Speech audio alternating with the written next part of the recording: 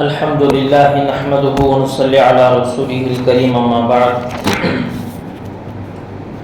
فقد قال الله تعالى في محكم التنزيل فأعوذ بالله من الشيطان الرجيم بسم الله الرحمن الرحيم إذ قربا قربانا فتقبل من أحدهما ولم يتقبل من الآخر وقال تعالى فصل لربك وانحر صدق الله العليم وقال نبينا عليه الصلاة والسلام من كان له سعة ولم يضحي فلا يقربن مصلانا أو كما قال صلى الله عليه وسلم.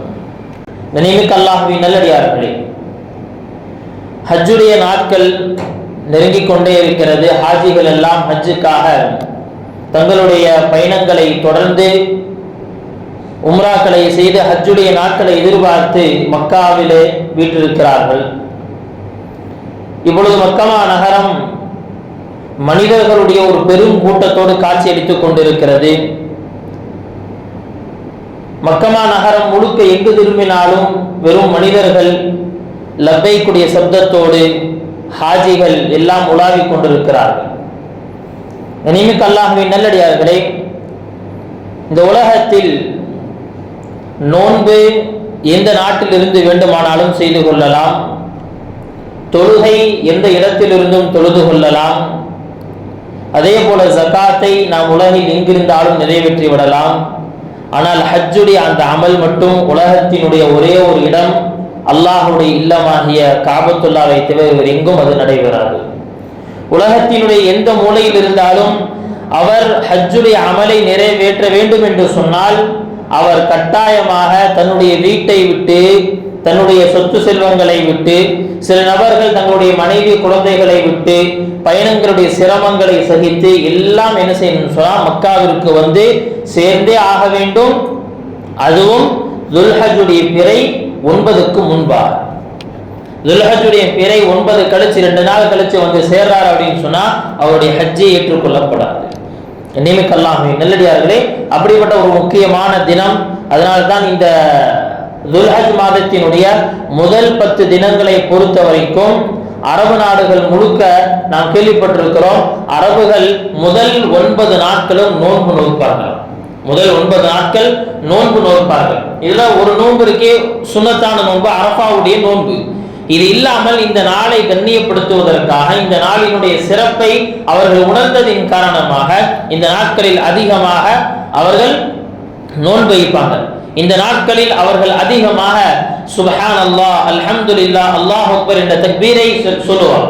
அது மட்டும் இல்ல, நபி ஸல்லல்லாஹு அலைஹி வஸல்லம் அவங்க அறிவித்த ஹதீஸிலும் இதுதான் சொல்லப்பட்டிருக்கிறது. இந்த நாட்களில் நீங்கள் செய்யக்கூடிய மிக சிறந்த அமல் என்ன? அல்லாஹை பரிசுத்தப்படுத்தி சுப்ஹானல்லாஹ் என்று சொல்வது, அல்லாஹ்வை புகழ்ந்து நீங்கள் அல்ஹம்துலில்லாஹ் என்று சொல்வது, அல்லாஹ்வை உயர்த்தி நீங்கள் அல்லாஹ் அக்பர் என்று சொல்வதற்கு இந்த நாட்களில் நீங்கள் செய்யக்கூடிய ஆக சிறந்த அமல் என்பதாக ஹதீஸில் சொல்லப்பட்டிருக்கிறது. கண்ணியமிக்க அல்லாஹ்வின் நல்லடியார்களே, அப்படிப்பட்ட இந்த நாட்களில் பல்வேறு அமல்களில் மிக முக்கியத்துவம் வாய்ந்த ஒரு அமல் என்ன அப்படின்னு சொன்னா குர்பானி என்று சொல்லப்படக்கூடிய இந்த அமல். இந்த குர்பானி அப்படிங்கிற இந்த அமல் இருக்கே, மனித குலம் என்று தோன்றியதோ, மனிதர்களுடைய வரலாறு என்று எப்ப ஆரம்பித்ததோ அன்றிலிருந்தே இந்த குர்பானுடைய அமல் ஆரம்பமாகி விட்டது. ஆதம் அலைஹிஸ்ஸலாம் அவர்களுடைய மகன் ஹாபில் என்று சொல்லப்படக்கூடியவர் அல்லாஹ்விற்காக ஆட்டை அறுத்து குர்பானி கொடுத்தார். அல்லாஹுக்காக ஒரு பிராணியை அறுத்து குர்பானி கொடுத்தார். ஆடா இல்லது வேற ஏதாவது அப்படிங்கிற விஷயத்துல ஒரு சில கருத்து வேறுபாடுகள் தஃசீருடைய கிதாபுகளில் சொல்லப்பட்டிருக்கு.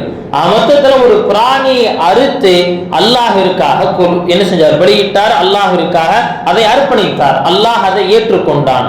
فَتُقُبِّلَ مِنْ أَحَدِهِمَا وَلَمْ يُتَقَبَّلْ مِنَ الْآخَرِ. அல்லாஹ் சொல்றான், 2 சகோதரர்களில் ஒருவருடைய குர்பானியை நாம் அங்கீகரித்தோம், இன்னொருத்தருடைய குர்பானியை நாம் ஏற்றுக்கொள்ளவில்லை என்பதாக அல்லாஹ் தஆலா சொல்லுவார். அதுக்கு பின்னால ஒரு சம்பவம் இருக்கிறது. சரி, அடுத்து இதற்கு பிறகு அல்லாஹ் சுப்ஹானஹு வ தஆலா ஒவ்வொரு உம்மத்திற்கும் இந்த குர்பானியை ஒரு ஷரியத்தினுடைய அமலாகவே ஆக்கிவிட்டான். அதை பற்றி அல்லாஹ் குர்ஆனில் இன்னொரு சொல்வார், லிகுல்லி உம்மத்தின் ஜஅல்னா மன்சகல் லியذ்குரு இஸ்மல்லாஹி அலைஹா. அல்லாஹுடைய பெயர் சொல்லி பிராணிகள் அறுக்கப்பட வேண்டும் என்பதற்காக ஒவ்வொரு உம்மத்திற்கும் அல்லாஹு தஆலா இதை கடமையாக ஆக்கிவிட்டான். ஒவ்வொரு உம்மத்திற்கும் இதை அவர்களுடைய ஷரியத்தினுடைய பங்காக ஆக்கிவிட்டான் என்பதாக கூறுவார்.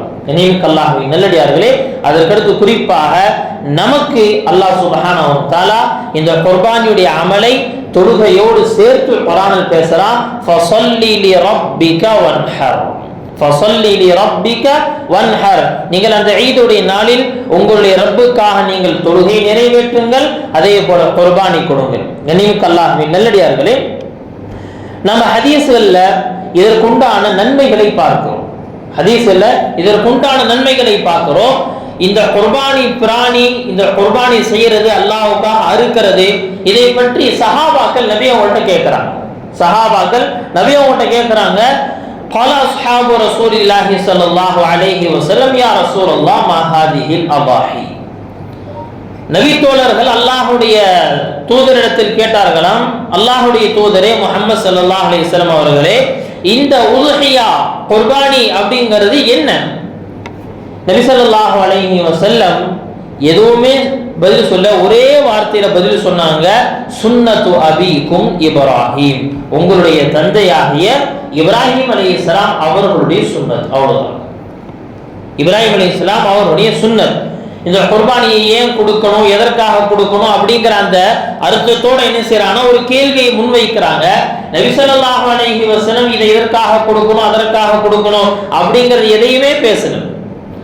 அதை கொடுத்தீங்கன்னா உங்களுடைய வாழ்க்கையில் இப்படி ஏற்படும், அதெல்லாம் எதுவுமே பேசல. ஒரே வார்த்தையை சொன்னாங்க, சுன்னத்து அபீக்கும் இப்ராஹிம், உங்களுடைய தந்தை ஹஜ்ரத் இப்ராஹிம் அலைஹிஸ்ஸலாம் அவருடைய சுன்னத். அவ்வளவுதான்.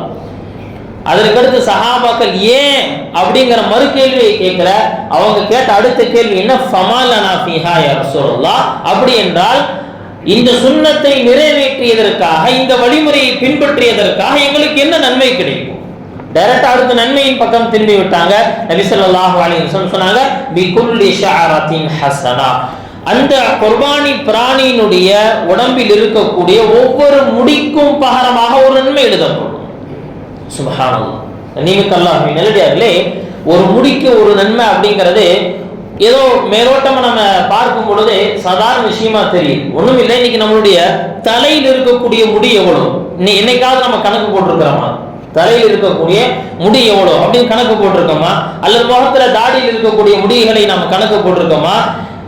அல்லாஹ்வின் நல்லடியார்களே, இதெல்லாம் இந்த எண்ணிக்கையை தாண்டி, எண்ணிக்கையில அடங்காதது. நிறைய நன்மைகள் அல்லாஹ் தஆலா கொடுப்பான். நாளைக்கு கியாமத்துடைய நாளில் யாருடைய நன்மையின் தட்டும் தீமையின் தட்டும் சரிசமமாக ஆயிருச்சோ அவருக்கு தெரியும் ஒரே ஒரு நன்மையினுடைய வேல்யூ என்ன.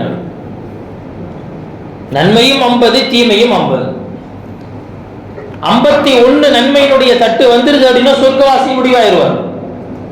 இந்த ஒரே ஒரு நன்மையினுடைய அந்த வேல்யூ என்ன அப்படிங்கிறது அந்த இடத்துக்கு போனாதான் தெரியும்.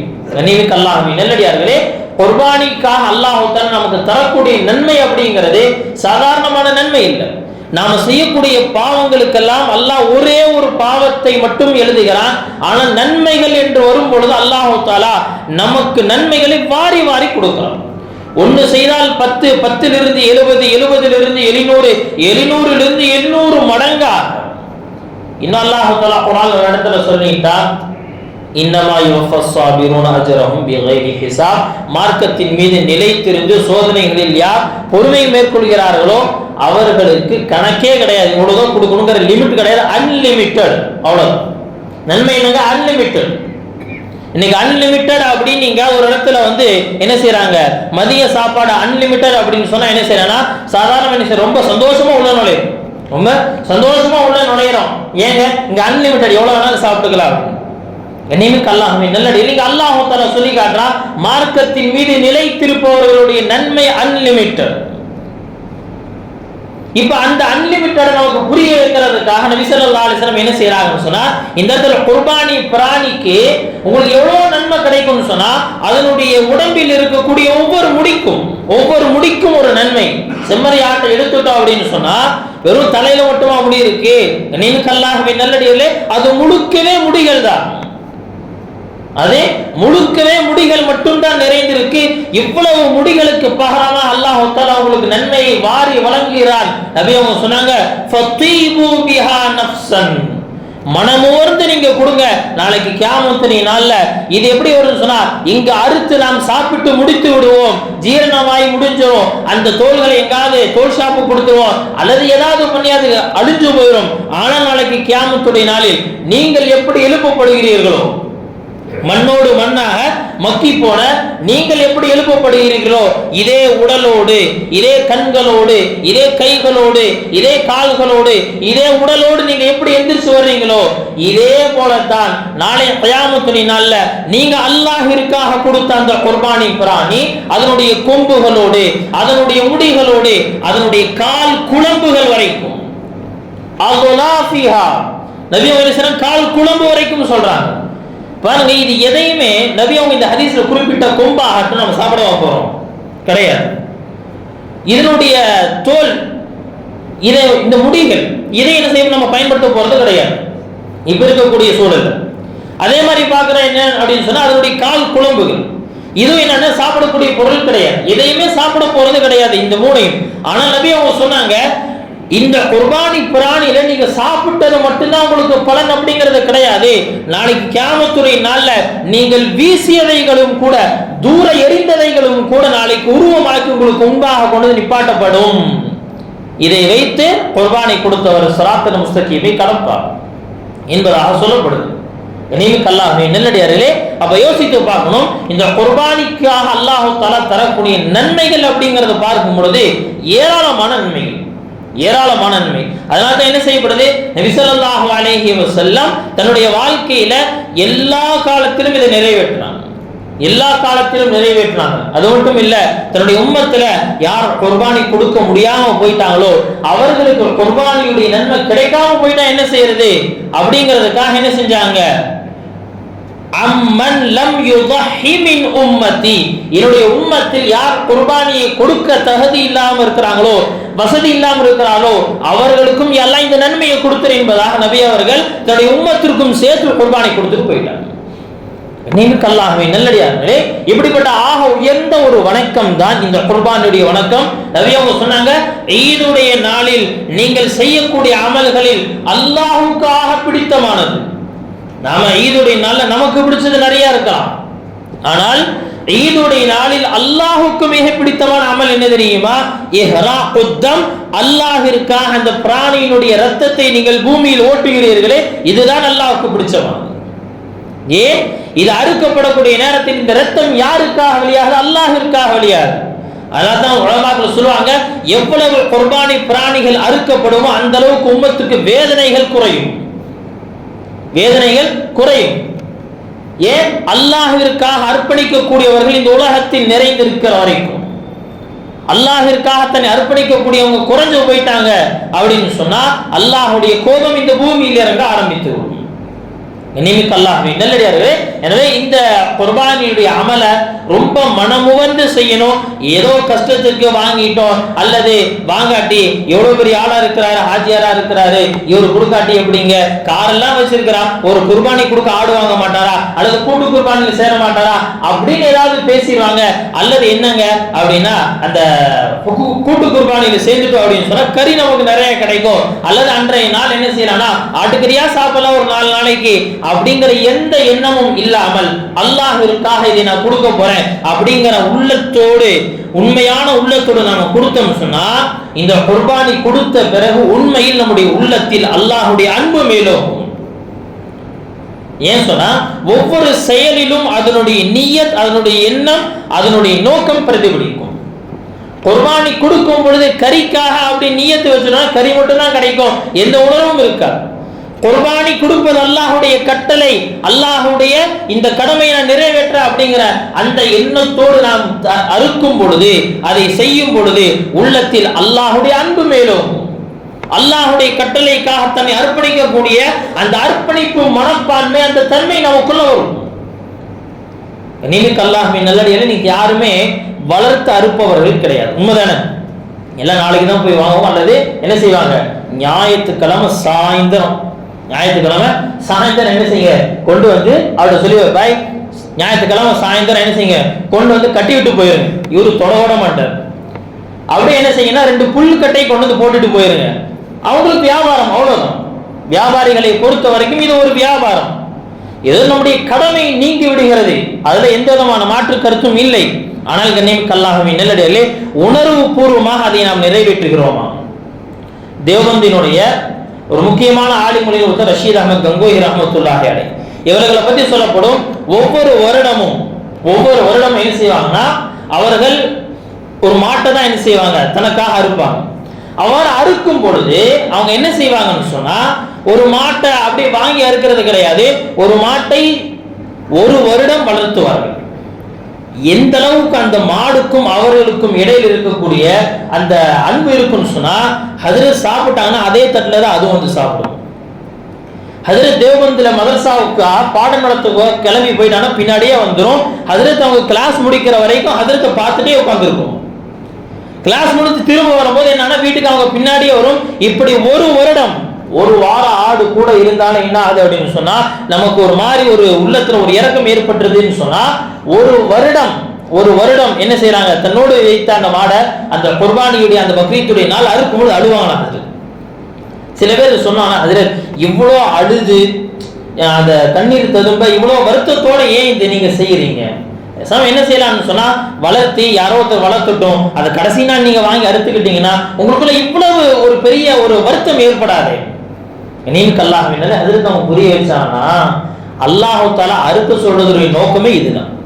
இவ்வளவு நாள் என்னோடு பண்பாக பழகிய, ஒன்னா சாப்பிட்டு ஒன்னா நடந்து ஒன்னா இருந்த இதை அறுக்கணும் அப்படிங்கறது அல்லாஹ்வுடைய கட்டளை. அதைத்தான் அல்லாஹ் தஆலா இஸ்மாயில் அலைஹிஸ்ஸலாம் பார்த்து சொன்னா, ஃபலம்மா பலக மஅஹு ஸஅய, எப்போது இஸ்மாயில் அலைஹிஸ்ஸலாம் தன்னுடைய தந்தையோடு ஆடி ஓடி திரிய, தன்னுடைய தந்தைக்கு தோளோடு தோல் நின்று அவங்க உதவி செய்வதற்கு தயாரானவங்க, அப்பதான் சொன்னா இப்ப அறுத்துரு அப்படின்னு. இப்பதான் அல்லாஹ் சொன்னா, அந்த அன்பு அந்த பாசம் இதை நீ யாருக்காக அர்ப்பணிக்கிறீங்க? அல்லாஹ்வுக்காக கொடுப்பதற்கு தயாரா இல்லையா? கண்ணியமிக்க அல்லாஹ்வின் நல்லடியார்களே, இந்த உணர்வோடு இன்னைக்கு நாம செய்யறது இல்லை. ஆனால் நம்முடைய குர்பானி கபூல், அதுல எந்த மாற்று கருத்தும் இல்லை. ஆனால் ஆசைப்பட வேண்டும், உணர்வோடு அறுப்பதற்கு, உள்ளச்சத்தோடு அறுப்பதற்கு என்ன செய்யணும்? நாம ரொம்ப முயற்சி செய்யணும். அல்லாஹ் சுப்ஹானஹு வ தஆலா நமக்கு அப்படிப்பட்ட உணர்வை தந்திருவானா. கண்ணியமிக்க அல்லாஹ்வின் நல்லடியார்களே, இப்போ இப்படிப்பட்ட இந்த குர்பானி பிராணிய இதை அறுப்பதற்குண்டான மசாயில்கள் என்ன, இதனுடைய சில சட்டதிட்டங்கள் என்ன அப்படிங்கிறத இன்னைக்கு நம்ம பார்க்க போறோம். அதுல முதலாவது விஷயம் நம்ம விளங்கணும், குர்பானி கொடுப்பது வாஜிப். குர்பானி அப்படிங்கிற இந்த அமல் இருக்கே ஒரு வாஜிபான அமல். அல்லாஹ் சுப்ஹானஹு வ தஆலா குர்ஆன்ல சொல்லி காட்டுறான், ஃபஸல்லி லிரப்பிக வன்ஹர், ஈதுடைய நாள்ல நீங்க அல்லாஹ்வுக்காக தொழுங்கள், வன்ஹர் நீங்கள் குர்பானி கொடுங்க. இந்த ஆயத்திற்கு விளக்கம் சொல்லக்கூடிய இமாம் ஹசன் பஸ்ரி ரஹிமஹுல்லாஹ் அவங்க சொல்றாங்க, அல்லாஹ் சுப்ஹானஹு வ தஆலா இந்த இடத்துல கட்டளை வார்த்தையை சொல்றான், நீங்கள் தொழுங்கள் அருங்கள் என்பதா அல்லாஹ் தஆலா சொல்றானே. இந்த வார்த்தையை கொண்டு கருத்து என்னன்னா, இந்த அமல் வாஜிபானது என்பதை புரிய வைப்பதற்காகத்தான் அல்லாஹ் சொல்றான். காசி சனாவுல்லா பானிபத்தி ரஹ்மத்துல்லாஹி அலைஹி அவங்க தன்னுடைய தஃப்சீர் மஸ்ஹரி அப்படிங்கிற கிதாப்ல சொல்றாங்க, அன்றைய தினத்துல தொழுகை எப்படி வாஜிபோ அதே போலதான் குர்பானியும் வாஜிப். நம்ம ஈதுடைய நாள்ல தொழுகிறோம், ஈது தொழுக என்னங்க நீங்க செய்யறோம்? ஈதுடைய தொழுகை வாஜிபான 2 ரக்காத், வாஜிபான 2 ரக்காத் சொல்றோம்னா இந்த தொழுகை வாஜிப் சொல்றாங்க. அதே போலத்தான் இந்த ஈதுடைய நாளில் குர்பானியும் அந்த அமலும் வாஜிப். ஹஜ்ரத் அபூ ஹுரைரா ரலியல்லாஹு அன்ஹு அவங்க அறிவிக்கக்கூடிய ஒரு ஹதீஸ் சுனன் இப்னு மாஜா அப்படிங்கிற கிதாப்ல பதிவு செய்யப்பட்டிருக்கு. நபி அவங்க சொன்னாங்க, மன் கான லஹு சிஅத்துன் ஃபலம் யுضحி, யாருக்கு அல்லாஹ் தஆலா வசதியை கொடுத்தானோ அவர் வசதி இருந்து ஃபலம் யுضحி, அவர் என்ன செய்ய குர்பானி கொடுக்கலன்னு சொன்னா, ஃபலா யக்ரபன்ன முஸல்லானா, அவர் நம்முடைய ஈத்காவுக்கு திரும்பி கூட பார்க்கணும், பக்கத்துல கூட வந்துட வேண்டாம். அவர் ஈத்காவுக்கு பக்கத்தில் கூட வந்துட வேண்டாம். ஏன்னு சொன்னால் வசதியை கொடுத்து அல்லாஹ் விரும்பக்கூடிய ஒரு செயலை இன்றைக்கு நீங்க செய்யற. இன்னொரு ஹதீஸ்ல வருது, மஹ்னஃப் பின் சுலைம் ரலியல்லாஹு அன்ஹு அவங்கள பத்தி அவங்க சொல்றாங்க, குன்னா வகூஃபன் இன்த நபி ஸல்லல்லாஹு அலைஹி வஸல்லம் பி அரஃபா, அரஃபாவுல நாங்கள் நபி அவர்களோடு உட்கார்ந்து இருந்தோம். அப்ப நபி அவங்க திடீர்னு சொன்னாங்க, யா அய்யுஹன் நாஸ், ஓ மக்களே, இன்ன அலா குல்லி அஹ்லி பைத்தின் ஃபீ குல்லி ஆமின் உத்ஹியத்தன் வ அதீரா, ஒவ்வொரு குடும்பத்தாருக்கும் ஒவ்வொரு வருடமும் குர்பானி கொடுப்பது கடமை என்பதா என்ன செய்யறாங்க, நபி ஸல்லல்லாஹு அலைஹி வஸல்லம் அவங்க அறிவிப்பு செய்யறாங்க. நியமிக்க அல்லாஹ்வின் நல்லடியார்களே, அப்ப என்ன குர்பானி கொடுப்பது அப்படிங்கிறது வாஜிபான ஒரு அமல். யார் மேல வாஜிப் அப்படிங்கறது அடுத்து சொல்லுவோம். ஆனால் இந்த அமலுக்கு ஷரியத்தினுடைய தரம் என்ன அப்படின்னு சொன்னா வாஜிப். சில உலமாக்களிடத்தில் இந்த அமல் சுன்னத். ஆனால் ஹனஃபியாக்களை பொறுத்த வரைக்கும் இந்த அமல் வாஜிபான அமல். ஏன் சொன்னா இந்த கட்டளை அல்லாஹ் தன்னுடைய திருமறையில் சொல்லி இருக்கிறான். நபி அவங்க என்ன செய்யிருக்காங்க, இந்த கட்டளைக்காக தன் சில பயன்படுத்திய வார்த்தைகள் இருக்கே, இந்த வார்த்தையினுடைய கடுமையை வைத்து இது யாரு விடுறாங்களோ அவங்க இது ஓகே வந்துட வேணாம் அப்படிங்கிற இந்த வார்த்தையை வைத்து சொல்றாங்க. வாஜிப் இல்லாத ஒரு அமலுக்காக நபி அவங்க இவ்வளவு கடுமையான வார்த்தையை பிரயோகிக்கணுங்க அவசியம் இல்லை. எனவே இந்த அமல் வாஜிப் என்பதாக சொல்லப்படும். அடுத்து குர்பானி பிராணி, இது எது கொடுக்கணும், வழக்கமா எல்லாம் தெரிஞ்சதுதான். ஆடு, ஆட்டினுடைய வகையை சார்ந்து எதுவாக இருந்தாலும் சரி, வெள்ளாடு, செம்மறி ஆடு, அது கெடாயா இருக்கு, அதே மாதிரி பார்த்தீங்கன்னா காயடிக்கப்பட்ட குட்டியா இருக்கு, எல்லாமே என்ன செய்யலாம், தாராளமாக கொடுக்கலாம்.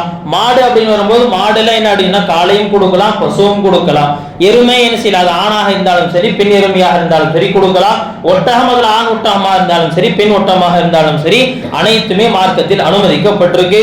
பிராணியுடைய வயதை பொறுத்த வரைக்கும் என்ன செய்யப்பட்டிருக்குன்னு சொன்னா அதுக்கு ஒரு வருடம் பூர்த்தி ஆயிருக்கணும் அப்படிங்கிற ஒரு அளவுகோல் சொல்லப்பட்டிருக்கு. இது ஆட்டிற்காக சொல்லப்பட்டிருக்கு. நபியோட ஒரு ஹதீஸ் இருக்கு, லா தத்பஹு இல்லா முஸின்னத்தன் இல்லா அன் யுஸர அலைக்கும் ஃபதத்பஹு ஜதஅத்தன் மினல் தன். நீங்கள் ஒரு வருடம் பூர்த்தியான குட்டியை என்ன செய்யணும்னு சொன்னா ஆட்டை நீங்கள் குர்பானிக்காக கொடுங்க. அப்படி உங்களுக்கு அது கிடைக்கல அப்படின்னு சொன்னா என்ன செய்யுங்க, செம்மறி ஆட்டுல 6 மாதத்தினுடைய குட்டியை நீங்க என்ன செய்யலாம், தாராளமாக கொடுக்கலாம். செம்மறி ஆட்டினுடைய குட்டி, செம்மறி ஆட்டை பொறுத்த வரைக்கும் என்ன அப்படின்னு சொன்னா அதனுடைய 6 மாசத்தினுடைய குட்டி வெள்ளாட்டினுடைய 1 வருஷ குட்டிக்கு நிகராக இருக்கு, நல்ல உடல் வாகு எல்லாமே இருக்குன்னு சொன்னா அந்த குட்டி என்ன செய்யலாம், தாராளமாக நாம குர்பானியில கொடுக்கலாம் என்பதாக சொல்லப்படுது. மாடாக இருந்தால் 2 வருடம் பூர்த்தி ஆயிருக்கணும், ஒட்டகமாக இருந்தால் 5 வருடம் பூர்த்தி ஆயிருக்கணும். அதற்கடுத்து குர்பானி எப்பிருந்து ஆரம்பமாகும், குர்பானி எப்பிருந்து கொடுக்கணும் அப்படின்னு சொன்னால் குர்பானியை பொறுத்த வரைக்கும் ஈதுடைய நாள், ஈது தொழுகை முடிந்ததற்கு பிறகு இருந்து ஆரம்பம். நல்ல ஞாபகம் வச்சுக்கணும், ஈதுடைய நாள்ல ஈதுடைய தொழுகை முடிந்த பிறகு அப்படித்தானே செஞ்சுட்டு இருக்கிறோம். அப்படின்னா இதுல ஒரு சின்ன ஒரு விஷயத்தை விளங்கிக்கணும். என்ன அப்படின்னா நம்ம பள்ளியில 8 மணிக்கு தொழுக, பூர்வீக பள்ளியில 9 மணிக்கு தொழுக, அங்க தொழுகிறவங்க 9 மணிக்கு பிறகுதான் கொடுக்கணும் அப்படிங்கிறது கிடையாது. மாறாக சிட்டியை பொறுத்த வரைக்கும், நகரத்தை பொறுத்த வரைக்கும் ஊரினுடைய ஏதாவது ஒரு மஸ்ஜிதில் தொழுகை நிறைவடைஞ்சிருச்சு, ஈதுடைய தொழுகை நிறைவடைஞ்சிருச்சுன்னு சொன்னா ஊரில் இருக்கக்கூடிய மற்ற எல்லாத்து மேலையும் என்ன செய்யலாம்னு சொன்னா தாராளமாக குர்பானி கொடுப்பது ஜாயிஸாக ஆயிடும். நம்முடைய ஊரை பொறுத்த வரைக்கும் முதல் தொழுகை 6:45, நம்முடைய காதிரியா பள்ளியில் நடக்கக்கூடிய அந்த தொழுகை ஈதுடைய தொழுகை 6:45, 6:45 பிறகு 7 மணிக்கு அந்த தொழுகை முடிஞ்சிருச்சுன்னு சொன்னா 7 மணிக்கு பிறகு இருந்தே உங்களுடைய குர்பானிகளை தாராளமாக கொடுத்துக் கொள்ளலாம். இது இந்த குர்பானியினுடைய ஆரம்ப நேரம். இது எப்போ முடியுது அப்படின்னு சொன்னா பக்ரீத்துடைய அந்த நாள், அதற்கு அடுத்த நாள், அதாவது பிறை 10, 11, 12, 12வது நாள் மகரிபுடைய தொழுகைக்கு முன்னாடி வரைக்கும், சூரியன் மறைகிற வரைக்கும் கொடுக்கலாம். சூரியன் மறைந்து விட்டால் குர்பானி கொடுப்பதை நாம நிறுத்திக் கொள்ளணும். அதாவது குர்பானி அதுக்கடுத்து கொடுத்தா குர்பானியாக ஆகாது. அதனால என்ன செய்யணும் சொன்னா இந்த விஷயத்துல கவனம் செலுத்திக்கணும். அதாவது முதல் நாள் நம்ம கொடுக்க முடியல, 2வது நாள் கொடுத்துக்கிறோம் அப்படின்னா கொடுக்குற, 3வது நாள் கொடுக்குற மாதிரி இருந்தா 3வது நாள் கொடுப்பவர்கள் என்ன செய்யணும்னு சொன்னா மகரிபுக்கு முன்னாடி கொடுக்கணும் அப்படிங்கறதுல கொஞ்சம் கவனமாக இருக்க வேண்டும். சரி, இந்த குர்பானி யார் மேல கடமை, இந்த குர்பானி யார் மேல கடமை அப்படின்னு சொன்னா 612 கிராம் வெள்ளியினுடைய வேல்யூ இன்னைக்கு கிட்டத்தட்ட 52,000 ரூபாய். 52,000 ரூபாய் யாரிடத்துல பணமாகவோ, நல்லா யோசிக்கணும், பணமாகவோ, தங்கமாகவோ, வெள்ளியாகவோ, லேண்டாகவோ, வியாபார பொருளாக, இந்த 5 தங்கம், வெள்ளி, பணம், லேண்டு, அதே போல என்ன அப்படின்னு சொன்னா வியாபார பொருள், இந்த 5 அல்லது இந்த 5ல ஏதாவது ஒரு பொருளினுடைய 3 பொருள், 2 பொருள் அல்லது தனி வந்த ஒரு பொருள் மட்டும் அதனுடைய வேல்யூ பார்த்துட்டா 52,000 ரூபாய் வரைக்கும் வந்துருச்சு அப்படின்னு சொன்னா இப்ப என்ன தெரியுமா செய்யணும், வந்த உடனே இவர் மேல கடமையாராது. இப்போ ஈதுடைய நாள்ல இவருடைய செலவு என்ன? அன்றைய மாசத்தினுடைய அவசியமான செலவுகள், அந்த மாசத்தினுடைய வீட்டிற்கு தேவையான அவசியமான செலவுகள், அதே அதற்கடுத்து கடன். இது மூணையும் கழிச்சு, இந்த மூணையும் கழிச்சுட்டு அதற்கடுத்து அவர்கிட்ட எக்ஸ்ட்ராவா என்ன ஆகுதுன்னு சொன்னா ஒரு 52,000 பணம் இருக்கா, இவர் மேல குர்பானி கடன். புரிஞ்சு நான் சொல்றது? இது இருக்கக்கூடிய பொருளுடைய வேல்யூ என்னங்க 52,000 எல்லாம் இல்ல, நம்மள்ட்ட இருக்கிறது நிறைய இருக்கும். அது எல்லாத்தையும் எதுல கழிக்கணும் அப்படின்னு சொன்னா ஈதுடைய நாளுடைய தேவை, அதே போல என்ன அப்படின்னு சொன்னா அந்த மாசத்தினுடைய அவசிய தேவைகள், அதே போல என்ன அப்படின்னு சொன்னா அவருடைய கடன்கள். இந்த மூணையும் கழிச்சுட்டு அதற்கடுத்து பார்க்கிறோம் 52,000 அல்லது அதற்கு மேல இருக்குன்னு சொன்னா இவர் மேல குர்பானி வாஜிபாக ஆயிருச்சு. இவருக்கு பக்ரீத்துடைய நாள் அவ்வளவு இல்லைங்க, ஆனா மறுநாள் என்னாச்சுன்னு சொன்னா திடீர்னு ஒரு லாபம் வந்துச்சு, அதை கால்குலேட் பண்ணி பார்த்தோம்னா இவர் மேல குர்பானி கடமை ஆயிருது. அல்லது அந்த நாளும் இல்ல, அடுத்த நாள் பார்க்கிறாரு, அடுத்த நாள் பார்த்தா அவ்வளவு பணம் வந்துருச்சு.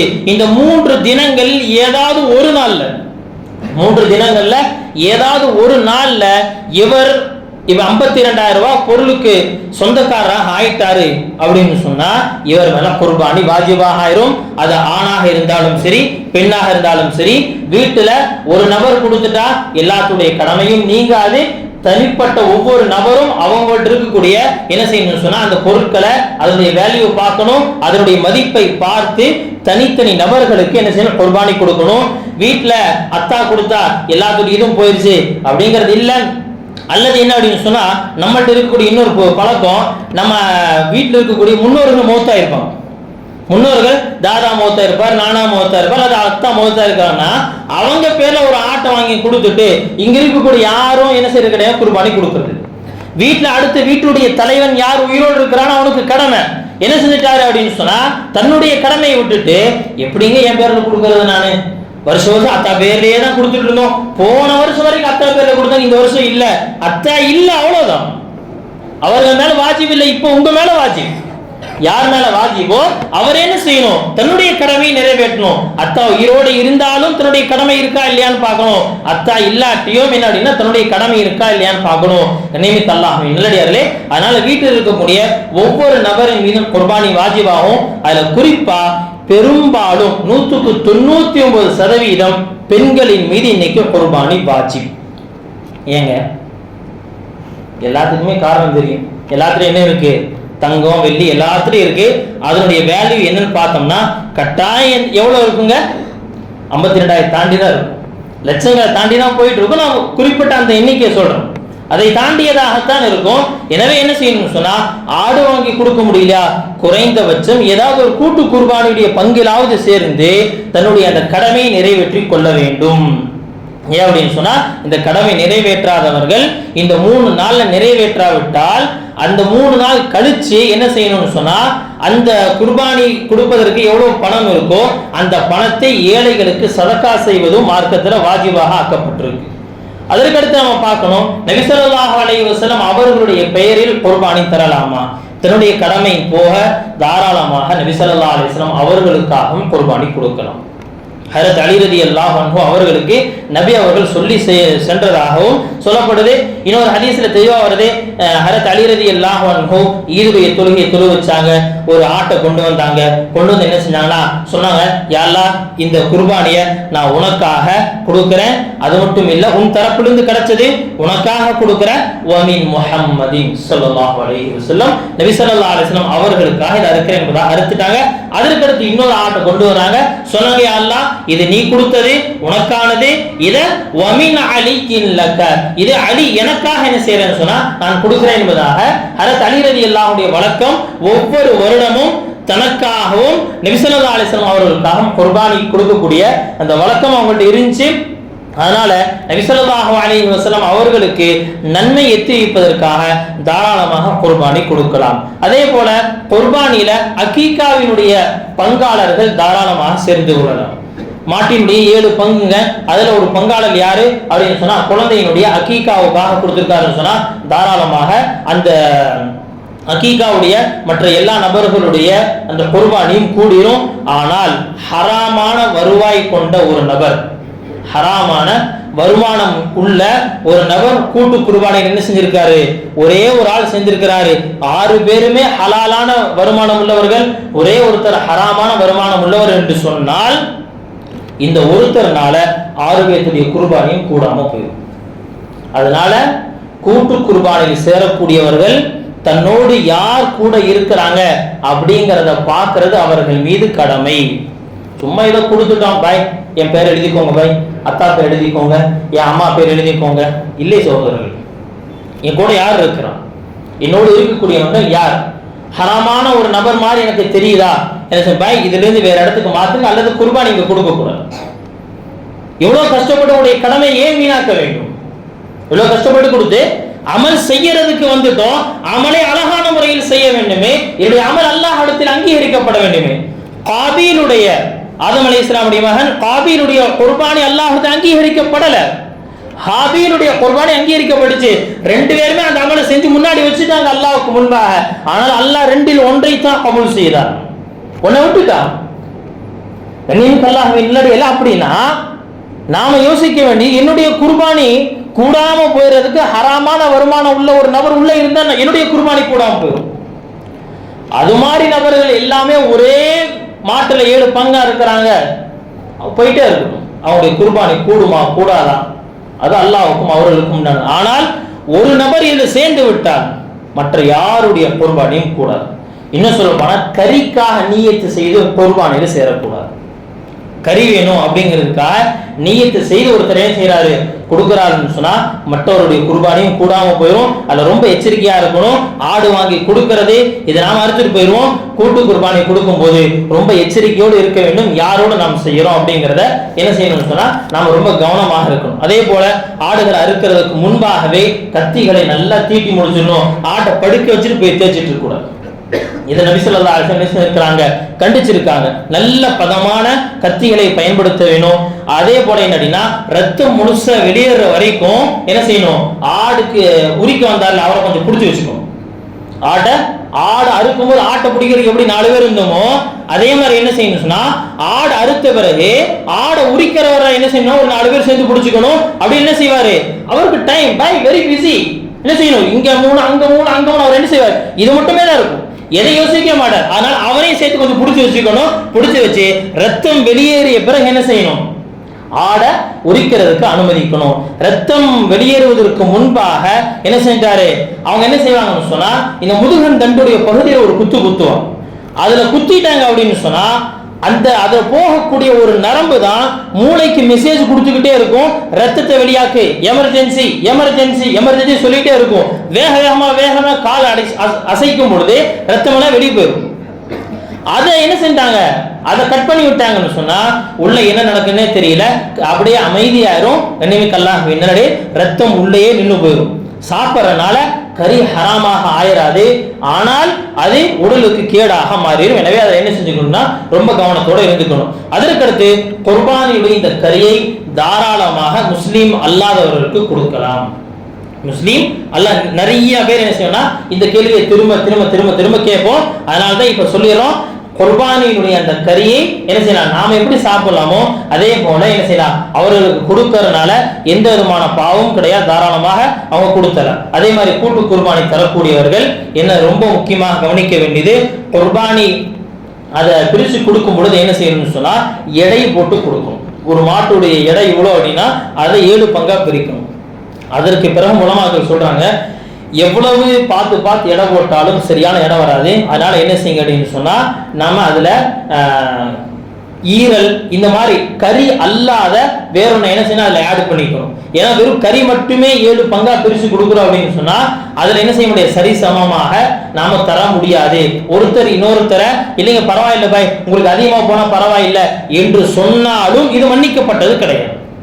இது வட்டியினுடைய வகையாக வந்துருமா, வட்டியினுடைய வகையாக வந்துடும். அதனால என்னன்னா கூட்டு குர்பானி பிரிக்கிறோம், கறிகளை பிரித்து விட்டு என்ன செய்யணும், பேணுதலுக்காக கரெக்டா என்ன செய்யணும் 7 கிலோ போட்டு வச்சிருக்கோங்க என்று சொன்னாலும் இந்த கூடுதல் குறைவதற்காக என்ன செய்யணும், அவங்க கட்டாயமாக கறி அல்லாத இந்த சுவரொட்டியோ அல்லது ஈரவோ என்ன செய்யணும், அதுல கட்டாயம் சேர்த்துக்கொள்ளணும். அப்படி சேர்த்துக் கொள்ளும் பொழுது இன்ஷா அல்லாஹ் அந்த பாவத்திலிருந்து நாம தவிர்த்து கொள்ளலாம். வாங்கக்கூடியவர்கள் அதை வட்டியாக இல்லாமல் என்ன செய்யலாம், அது ஒரு அமலுக்குண்டான அந்த ஒரு கரியாக நாம் அதை பெற்றுக்கொள்ளலாம். அதனால என்ன செய்யணும் சொன்னா, இந்த குர்பானுடைய விஷயத்துல சொல்லப்பட்ட சில விஷயங்கள் அதை நினைவில் வச்சுக்கொள்ளுங்க. வேறு ஏதாவது சந்தேகங்கள் இருந்தாலும் தாராளமாக நேரடியாக போன் மூலமாக கேட்டுக்கொள்ளலாம். அல்லாஹ் சுப்ஹானஹு வ தஆலா குர்பானி என்று சொல்லப்படக்கூடிய இந்த அமலை நம்மிடத்திலிருந்து முழுமையாக அங்கீகரித்துக் கொள்வானாக. இதில் ஏதாவது தவறுகள் நிகழ்ந்து விட்டால் அல்லாஹ் சுப்ஹானஹு வ தஆலா அதை மன்னித்தருள்வானாக. வ ஆகிரு தஅவானா அல்ஹம்துலில்லாஹி ரப்பில் ஆலமீன்.